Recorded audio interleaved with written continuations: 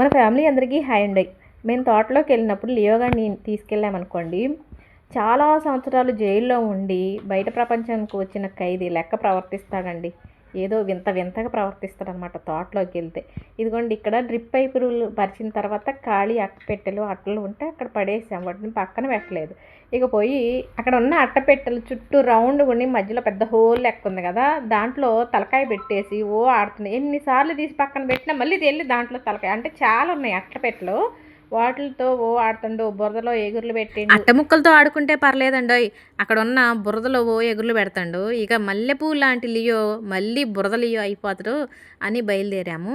ఇక్కడ నడిచే దారిలో ఒక పీట వేసామండి. ఈ పీటను చూసినప్పుడు నాకు మా మామయ్య గారు గుర్తుకొచ్చారు. ఏంటంటే ఒకప్పుడు ఇట్లే కూర్చొని మనం అలా వేయండి, ఈ పాదు ఇలా చేయండి, ముందు అట్లైనా వేసేది ఇట్లైనా చేసేది, ఎక్కడ నేర్చుకున్నారు పనులు, ఎప్పుడు నేర్చుకుంటారు, ఇంకా జీవితాంతం నేర్చుకుంటానే ఉంటారా అని ఎప్పుడూ అరుస్తూ ఉండేవాళ్ళు. మాకు అనిపించేది, ఎప్పుడు చూడు పని పని పని, ఎంత చేసినా చేయలేదంటానే ఉంటారు అని మాకు కష్టంగా అనిపించేది.